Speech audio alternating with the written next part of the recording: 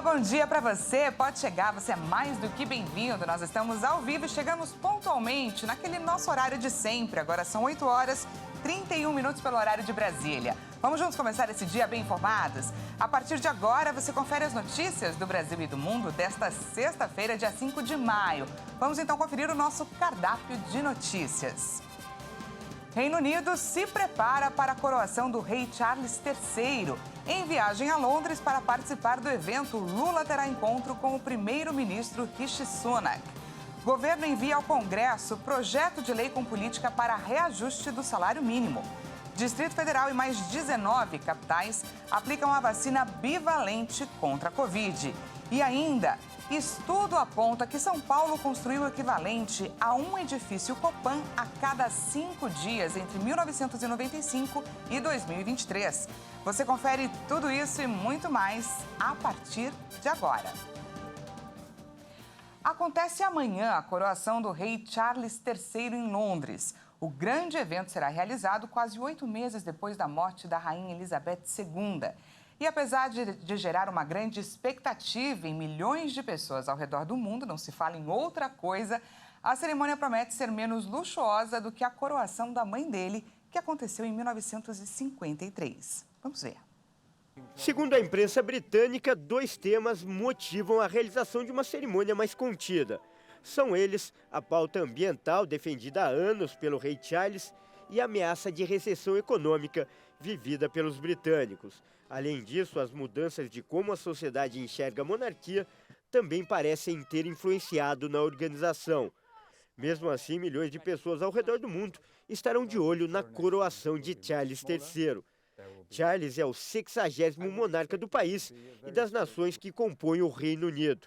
O recém-nomeado soberano ascendeu ao trono após a morte de sua mãe, a rainha Elizabeth II, em setembro de 2022.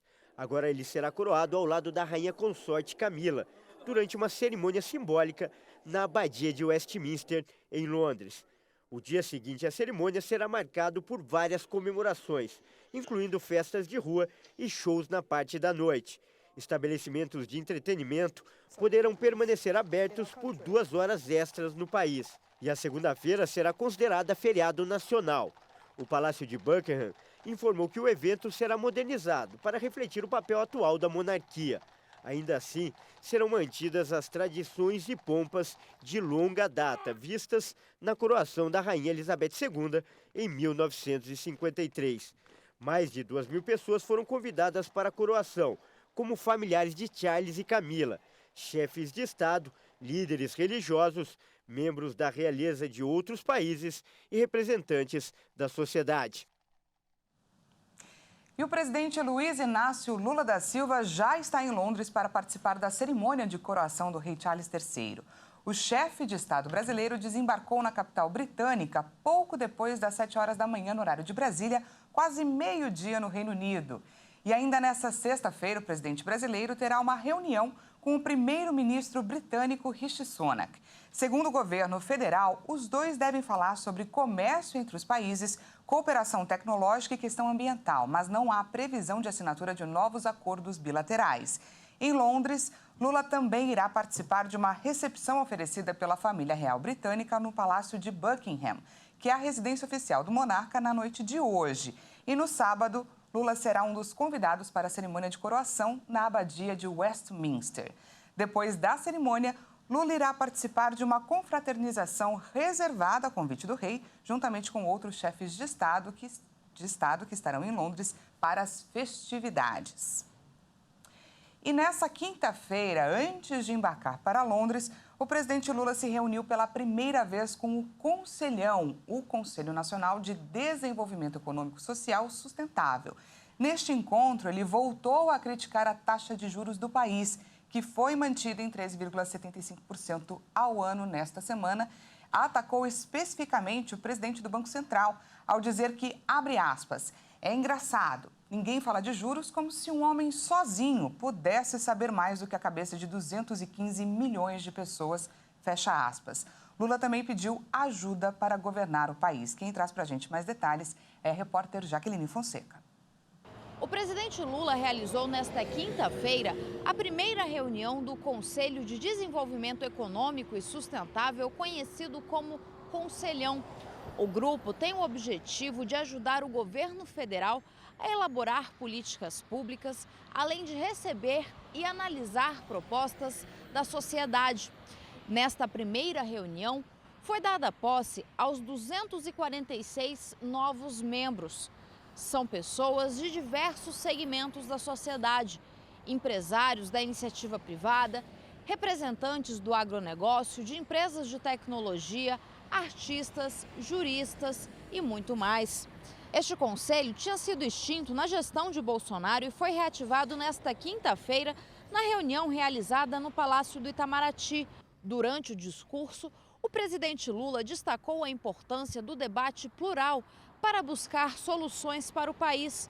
Olha, nenhum companheiro, nenhum governo, por mais competente, responsável e humanista que seja, é capaz de resolver tudo sozinhos os problemas de um país.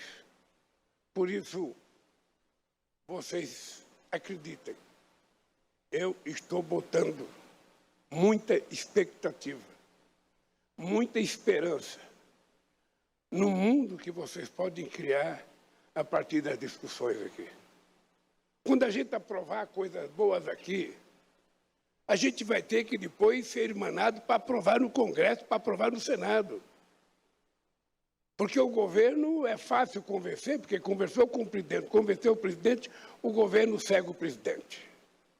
Mas quando a gente for para o Congresso, são 513 deputados, 513 cabeças diferentes e 81 senadores. Aí é preciso mais capacidade de convencimento, e aqui eu estou vendo alguns empresários que sabem disso, porque já ganharam e já perderam coisas que propuseram ao governo. E o governo enviou para o Congresso Nacional o projeto de lei com a nova política para a valorização do salário mínimo. De acordo com o Ministério do Trabalho, o projeto prevê um cálculo de reajuste que leva em consideração o INPC, que é o índice usado para observar tendências de inflação e o crescimento do PIB. O valor do mínimo, que hoje está em R$ 1.320, pode chegar a R$ 1.441 em 2024. Segundo o Ministério do Trabalho, o cálculo será da seguinte forma: Índice Nacional de Preços ao Consumidor de 12 meses, encerrado em novembro do ano anterior ao reajuste, mais o Produto Interno Bruto consolidado do segundo ano anterior ao reajuste. O projeto de lei enviado ao Congresso segue os moldes do reajuste que foi adotado entre 2007 e 2019. Essa política não foi renovada pelo ex-presidente Jair Bolsonaro. Sendo assim, nos últimos anos, o reajuste foi negociado ano a ano. Se o projeto de lei, com a nova regra proposta pelo governo, for aprovada pelo Congresso, o novo cálculo deverá entrar em vigor a partir de 2024. A fórmula considera a inflação do ano anterior, medida pelo INPC, mais o PIB consolidado de 2 anos antes. E o governo federal anunciou que vai antecipar o pagamento do abono anual, informalmente conhecido como 13º, para beneficiários do INSS. A antecipação será para os meses de maio e junho. O decreto prevendo o pagamento do benefício foi assinado nesta quinta-feira pelo presidente Lula. Tem direito ao abono os segurados do INSS que, durante este ano, tenham recebido auxílio por incapacidade temporária, auxílio acidente, aposentadoria, pensão por morte ou auxílio reclusão. Segundo o governo federal, o valor será pago em 2 parcelas, em maio e junho, de acordo com o calendário habitual de pagamentos do INSS. Ao todo, serão pagos 62 bilhões e 600 milhões de reais. Os bancos anunciaram que vão deixar de oferecer transferências via DOC e TEC até fevereiro de 2024. Febraban alega que esses meios de pagamento perderam espaço para o Pix.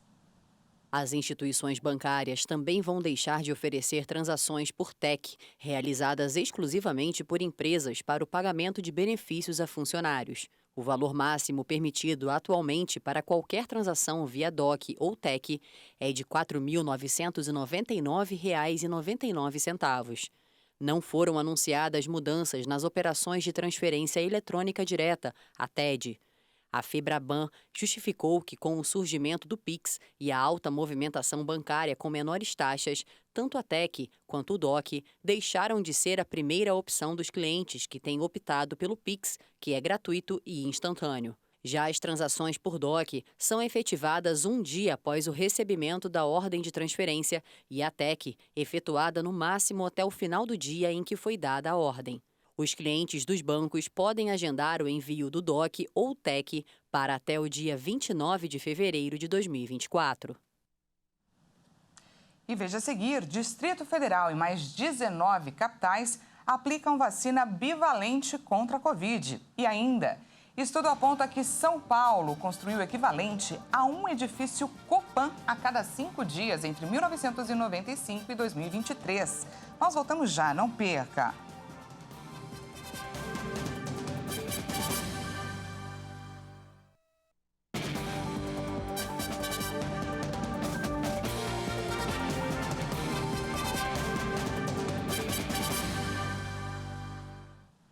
Seja bem-vindo mais uma vez, nós estamos de volta ao vivo, 8 horas e 44 minutos pelo horário de Brasília e voltamos para falar sobre saúde.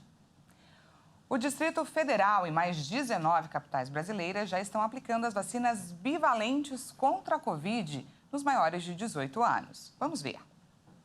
O Ministério da Saúde havia anunciado em 24 de abril a ampliação da campanha de vacinação com a dose de reforço bivalente para toda a população acima de 18 anos.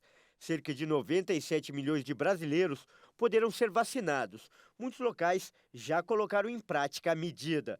As capitais que estão oferecendo a vacina para essa faixa etária são Rio de Janeiro, Belo Horizonte, Vitória, Florianópolis, Campo Grande, Cuiabá, Goiânia, São Luís, João Pessoa, Recife, Natal, Salvador, Maceió, Palmas, Boa Vista, Manaus, Macapá, Rio Branco e Fortaleza.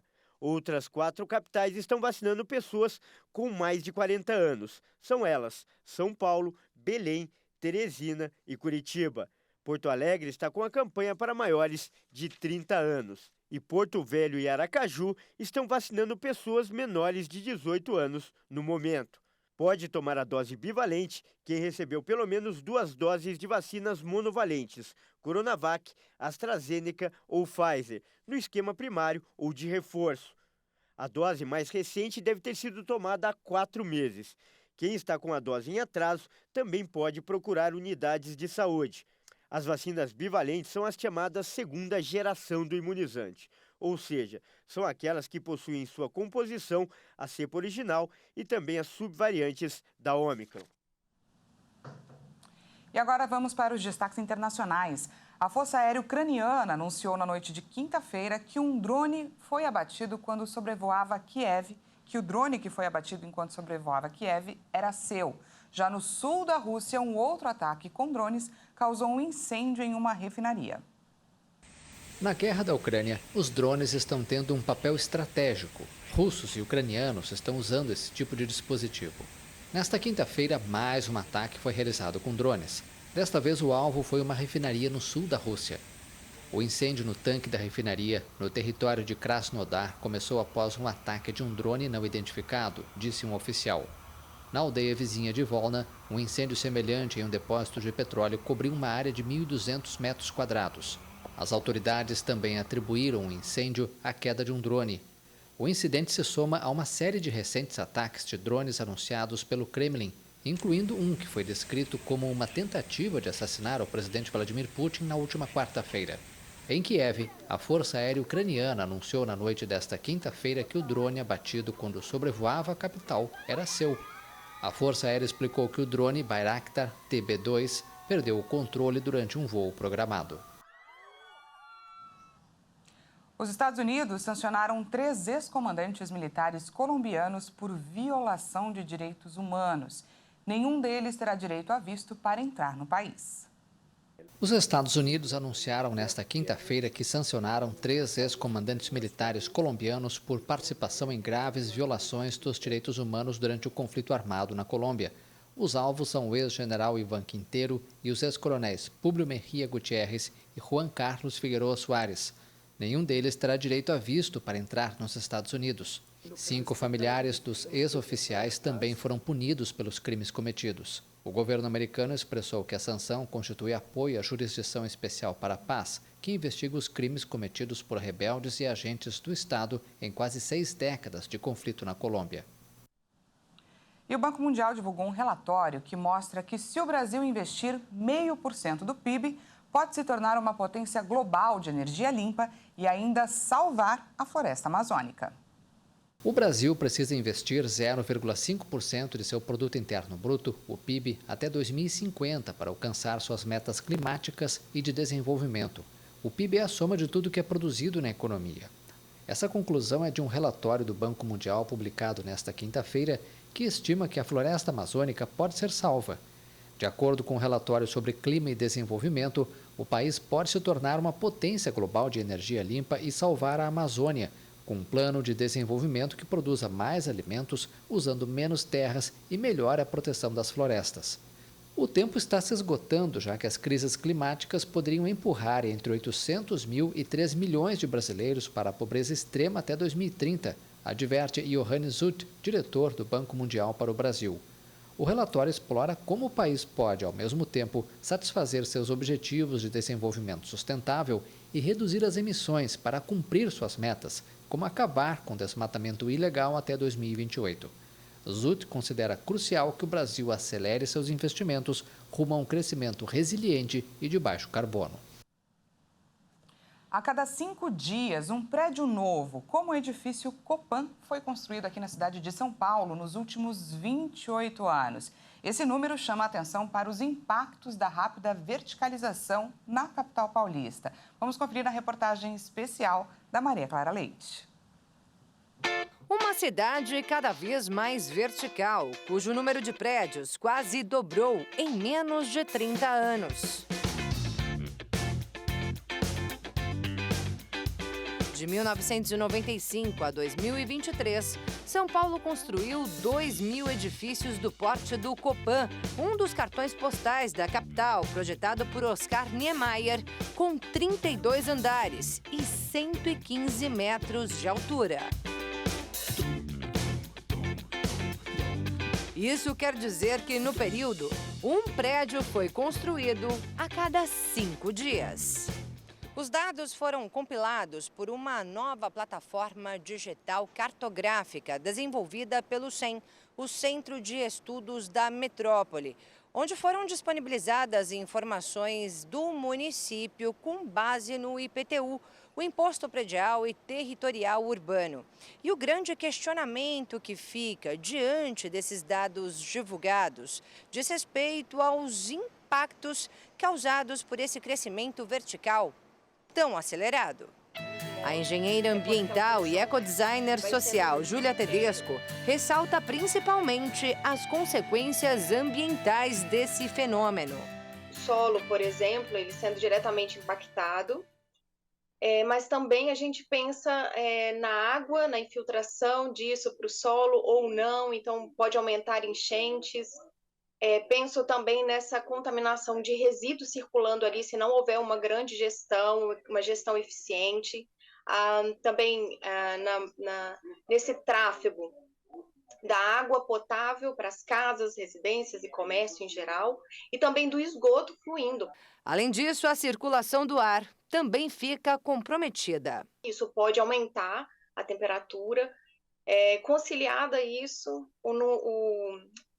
os raios do sol, eles não vão adentrar essa região, então pode tornar mais frio. Então a gente pensa nessa mudança do próprio local, é uma mudança drástica, porque o tempo é curto quando a gente analisa de crescimento exponencial da construção. Em pouco tempo, a paisagem da cidade mudou e, para a especialista, o impacto disso também é bastante significativo. A gente tem uma relação muito afetiva com a geografia, né? Então, ela rapidamente é alterada, a gente não tem aquela nostalgia, até mesmo de pertencimento do lugar. E entrelaçando esses impactos, a gente pensa nos impactos sociais, né? As pessoas muito próximas, como é que é esse fluxo das pessoas? Tem que aumentar e melhorar a mobilidade. Você pensa ali nos transportes públicos, na segurança.